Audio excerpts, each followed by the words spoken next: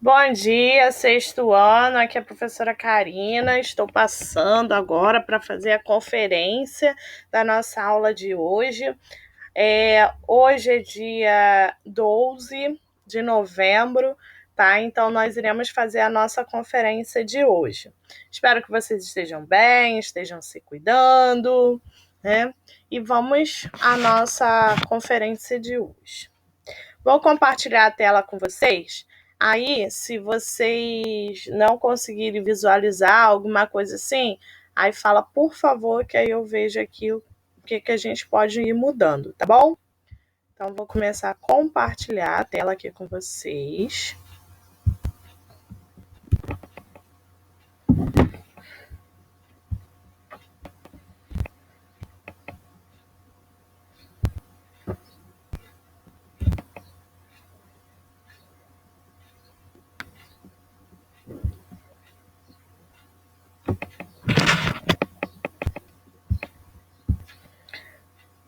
Todos visualizam ela? Sim. Sim, professora, dá para ver Sim. a tela. Beleza, então. Deixa eu só aqui aumentar o volume de vocês, senão eu não escuto o que vocês estão falando.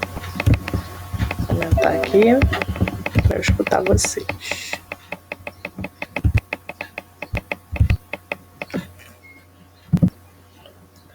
Então, vamos começar aí a nossa aula. Então, hoje, eu vou falar um pouquinho para vocês sobre o capítulo 18. O capítulo 18, né, é o nosso último capítulo do nosso livro, tá? Então, o que eu fiz? Eu dividi esse nosso capítulo, tá? Então, eu vou dar uma metade hoje e a outra metade na próxima aula, tá bom? E assim a gente finaliza o nosso conteúdo anual, tá bom?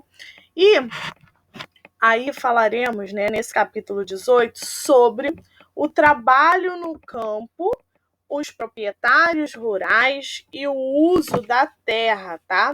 Aí a gente consegue encontrar esse conteúdo até as páginas 282, que é o que eu vou fazer hoje, tá? Até a página 282. E na próxima aula eu coloco o restante do conteúdo, tá bom, gente? Então, vamos começar. Quando eu falo, né, de trabalho no campo, o que vocês lembram, né? O que é um trabalho no campo? Vocês lembram? O que é um trabalho no campo? Se eu perguntasse a vocês assim, me descreva como é um trabalho no campo, como vocês poderiam me responder? Prof, bom dia. Qual é a página? A página 276. Obrigada. Nada. Então, olha só, botaram aí que o trabalho o trabalho no campo é algo. Peraí, que eu tô tentando ler aqui, que eu não tô conseguindo. No chat, peraí. Uma pessoa que trabalha com a agricultura. Beleza, né? E aí, a partir disso, a gente pode também pegar outros ganchos, né? E eu pergunto a vocês, né, o que eu coloquei aí no slide, quem são os proprietários da terra? Ou seja, quem são os donos da terra, né? Os donos da terra são os proprietários, são os ocupantes, são os arrendatários, são os assentados sem titulação definida, são os parceiros e temos outros, tá? Professora, calma aí, não estou entendendo nada. Calma, calma. Nós iremos agora falar de cada um desses aí, tá bom? Fiquem calmos. Então, primeiro de tudo, vocês já ouviram falar no posseiro? Fulano tem a posse daquele terreno, ou fulano tem a posse daquele campo, né? Daquela parte ali, daquela casa, né? Então, o que é o posseiro? O posseiro, ele vai ter a posse, né, como o nome já diz, ele tem a posse, ele vive na terra, né, ele trabalha nela, mas ele não tem o título de proprietário, ele não é o dono, tá? Ele apenas vai ocupar a terra, mas, assim, ele ocupa, pode ser de uma forma com consentimento, ou, muitas das vezes, esse posseiro acaba sendo sem o consentimento do proprietário, né? E ele não paga por nada disso, ele não paga para usar a terra, ele simplesmente invade, opa, essa aqui é minha, e acabou, né? E aí, eles acabam tomando espaço, né? Tomando a posse daquele lugar, daquela terra, né? Muitas das vezes eles podem tomar posse de uma terra que é do governo, que é uma terra desconhecida, que não tem proprietário, né? Que não tem proprietário, não, que o proprietário não liga, né, para ver aquela terra, tá? E aí, quando isso acontece, o proprietário descobre, aí eles vão para a justiça para tentar fazer uma negociação da terra, né? E muitas das vezes isso não é tão simples, né, para o posseiro. Às vezes eles acabam ocupando e às vezes acaba gerando grandes conflitos com os proprietários, tá? Ou, em alguns casos, os proprietários muitas das vezes nem sabem que a terra foi ocupada, tá? Existe também os assentados, né? O que são os assentados? São os ocupantes, né, mas com direito a propriedade, né? Eles já são reconhecidos, né? Então, eles têm o direito de viver naquela terra, porém, falta uma documentação, tá? Ele não tem uma documentação legal que seja emitida, né? Para que ele diga que aquele espaço é dele, tá? Então, ele acaba tendo aí a posse do local, mas ele não tem esse documento, tá? Ele não é reconhecido. Muitas das vezes, esses ocupantes são os ocupantes que têm mais terra espalhada no nosso país, tá bom? Outra característica, né? Outra parte aí que a gente fala são os parceiros, né? O que são os parceiros? Os parceiros, eles trabalham, como o nome já diz, parceiro, né? Em parceria, em conjunto, né? Em parceria com o proprietário da terra ou com alguém que vai trabalhar ali na terra, né?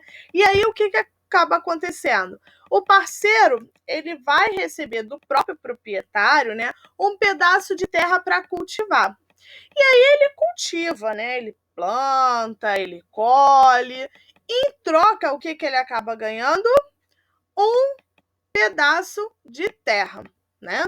E aí o que ele faz? Ou ele paga um aluguel por esse pedaço de terra, né, que aquele proprietário deu para ele pode pagar, né, um aluguel, uma espécie de aluguel, ou ele pode também pagar através de quê?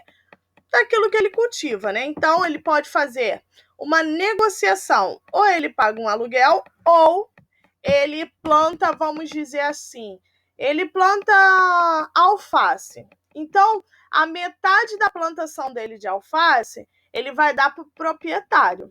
Aí o proprietário vende, faz o que ele quiser, né? E a outra metade, ele vai ter o lucro dele, tá? Então, isso são os parceiros, ou seja, ele vai pagar aí o proprietário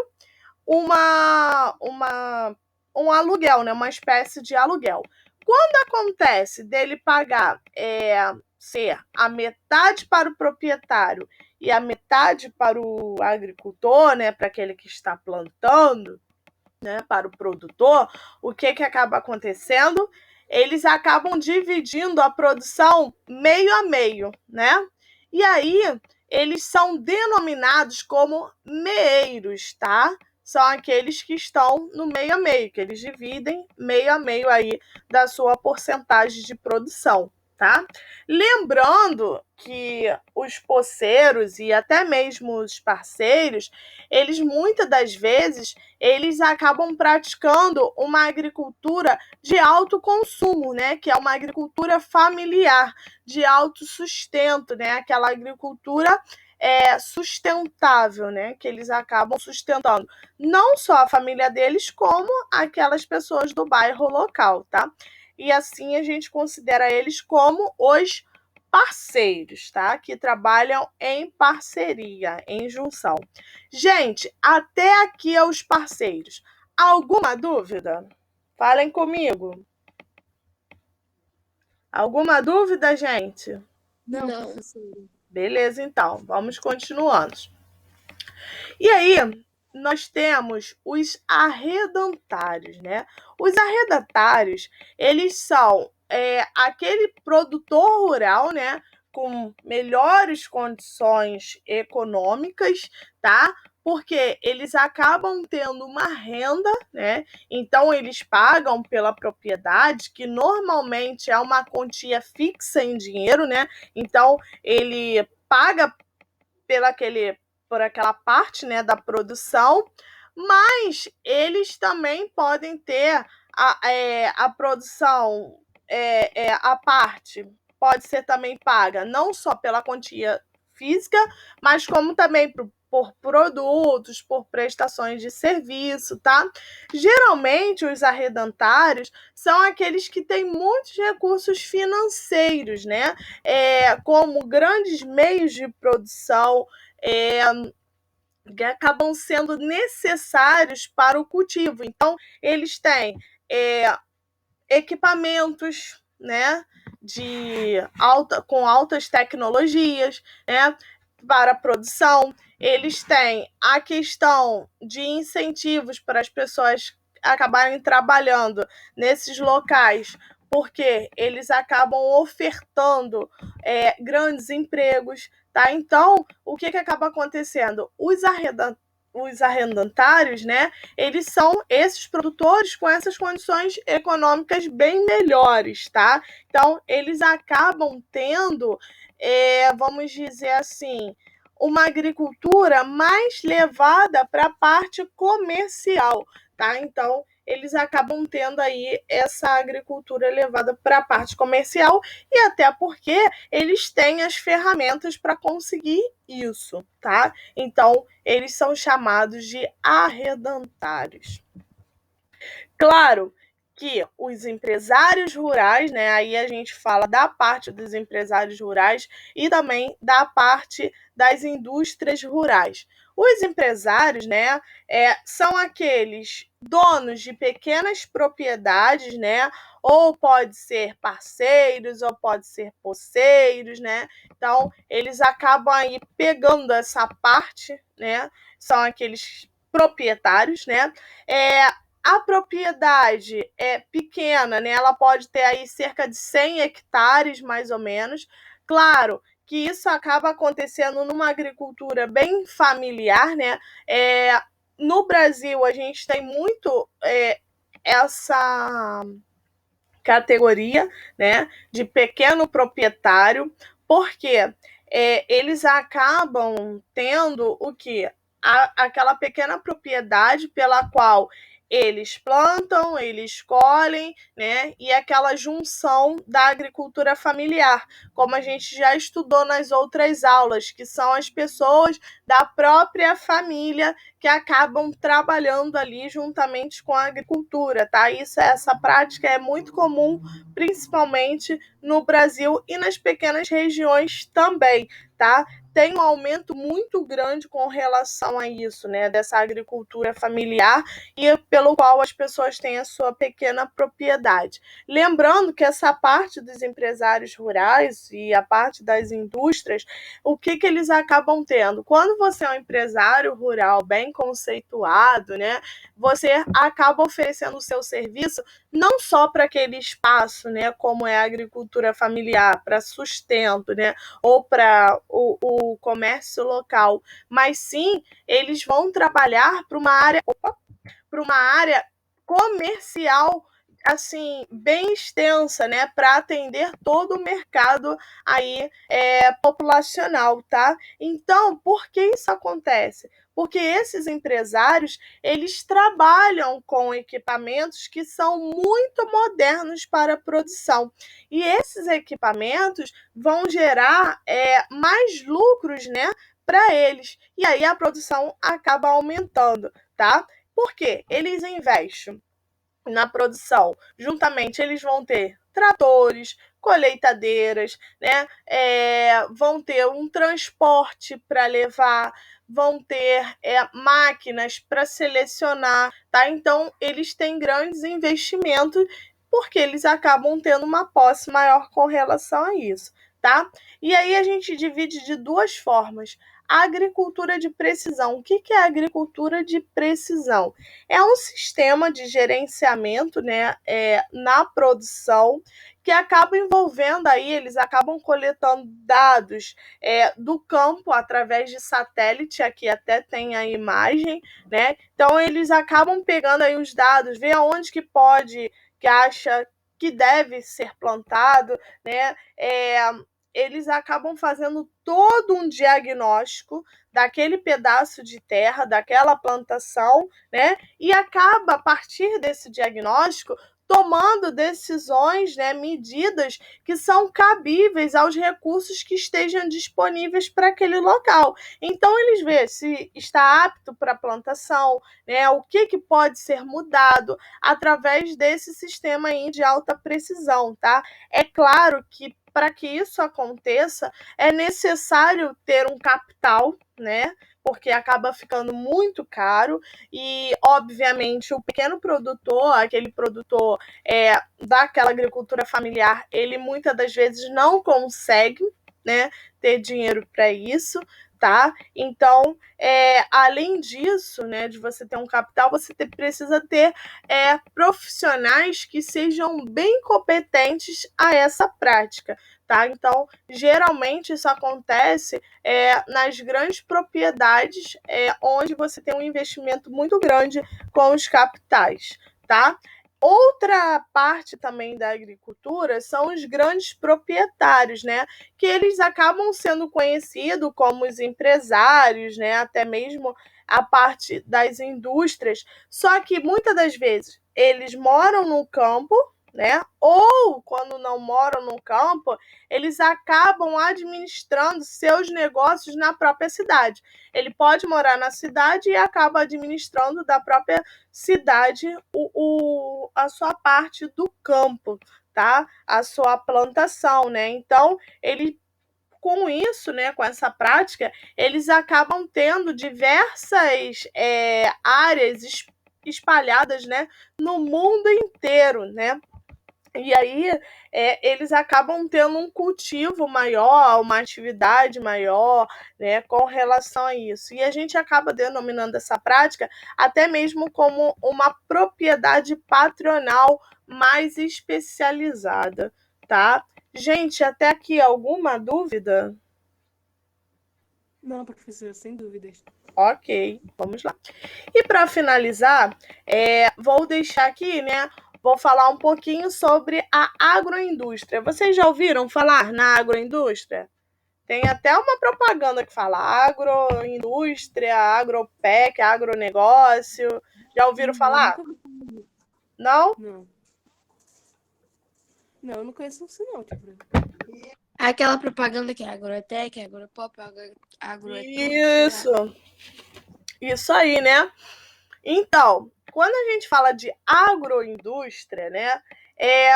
Sempre quando a gente ouvir essa palavra, a gente lembra o seguinte, o que são a agroindústria? Durante muitos anos, a agricultura ela era apenas o quê? Um sinônimo de produção bem distante das indústrias. Com o passar do tempo, né, com o uso da matéria-prima, então elas começaram a caminhar juntas. Porém, né, as indústrias elas não se localizavam no campo, né, as indústrias geralmente se localizavam na parte das cidades, né, e o campo, né, mais para as zonas rurais. Então, as indústrias eram mais das áreas urbanas e o campo, né, mais das zonas rurais. E aí, né, durante muito tempo, o que acabou acontecendo? Devido a esse aumento, essa prática aí, eles começaram a idealizar que a indústria, né, ela caminhava juntamente com a parte da agricultura, ou até mesmo a parte da pecuária, né? E aí o que eles fizeram? Eles começaram a investir, né, e colocar as indústrias mais próximas dos locais que eram feitas a parte da agricultura, tá? E aí, essas atividades, né, elas acabam sendo assim, as indústrias são colocadas próximo ao local de plantio, né, e eles começam a interagir. A atividade primária, né, que é a parte da colheita, da matéria-prima, ela vai ser encaminhada diretamente para a atividade secundária, que é a parte das indústrias, né? Ou seja, elas vão caminhar em conjunto no mesmo espaço, tá? Então, eles estão próximas aí, uma das outras, elas estão próximas. Isso por quê? Porque as atividades primárias, as atividades secundárias, que são as indústrias, elas começaram a vir para próximo das atividades primárias. Porque eles começaram a observar que eles gastavam muito dinheiro com o transporte, né? Levava muito tempo para chegar.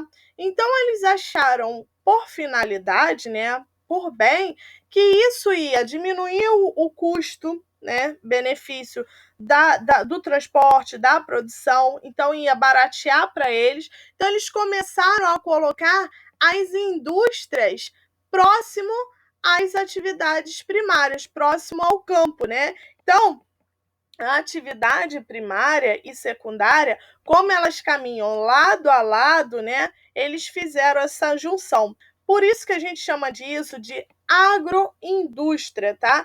Que é o campo, né, a parte rural, né, juntamente com a parte das indústrias, que é o setor secundário. Então, o setor primário com o setor secundário caminhando junto. Por exemplo, antigamente, você tinha uma plantação de soja, né? O que a gente consegue fazer com a soja?